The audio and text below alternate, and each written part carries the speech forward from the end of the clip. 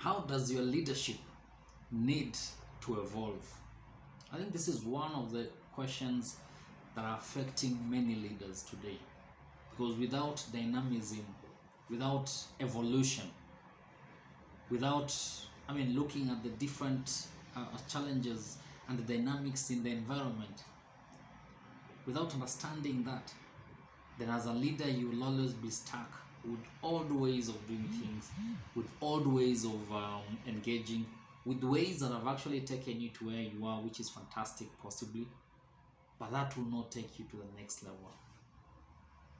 Marshall Goldsmith talked about what brought you here won't take you there. And that's the whole aspect around this inquiry, that if you're not able to evolve, then you'll not be able to take your organization, your team to the next level. So how does your leadership need to evolve? I asked this question. I spent some time with leaders who are also followers in their own right, and I asked them this question: how will they want their leaders to evolve? And a number of them actually talked about they would want their leaders to understand what they do. They would want their leader to get involved in what they do. They would want their leader to actually work with them, to really, just a bit on the front line, to navigate for them, to understand the real pain and what they actually go through every day. They would want a leader to be more supportive, and many other sentiments about how they would want their leaders to evolve. And that talks about an aspect, if we sum it up, it talks about how followers would want their leaders to actually be more inquisitive. But I turned around and asked the same leaders, now that they're also leaders in their own space and they have their team, I asked them the same question: how do they think that their leadership needs to evolve? And they didn't have a straight answer to it. And that's where we have challenges in terms of understanding what or how our followers want us to evolve and how we feel that we need to evolve. So how do you think that your leadership need to evolve? I just want to run you through a quick exercise and hope it will be able to give you a gist of what it entails when you're talking about evolving to become an inquisitive leader.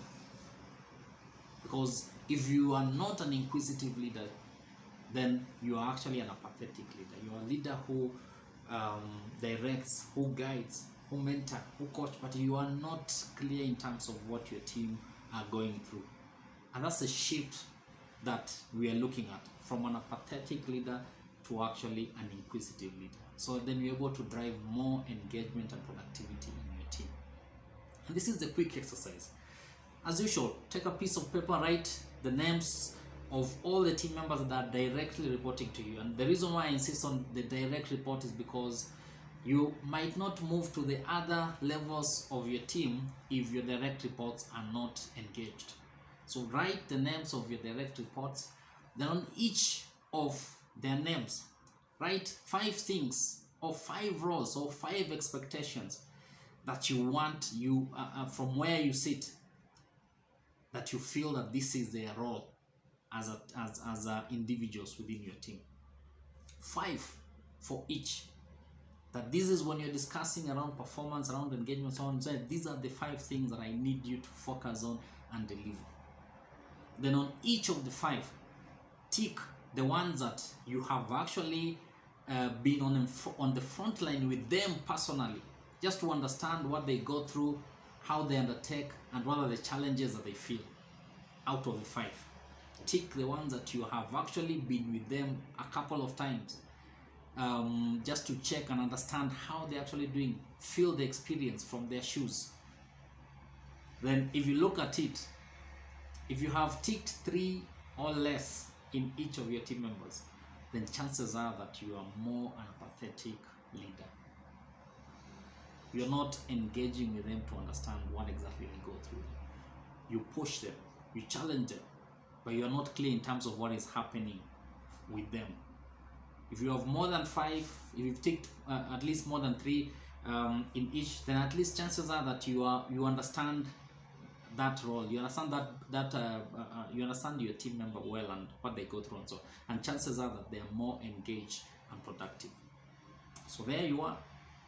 You know the team members that you need to be able to engage more, to work with them more, so that then you can be able to improve the engagement and productivity.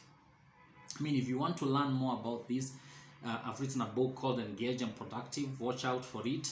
But you can also come to your team, to your organization, and talk about the 5 mind shifts in building highly engaged and productive team. And you can also deliver that program to your leaders and to your organization. Just get in touch with us and we'll be glad to share this knowledge. Thank you very much. My name is Gilbert Angana. I'm the CEO of Ascent Leadership Group, where we build a movement of leaders whose power of influence will far exceed the authority of their positions. Thank you.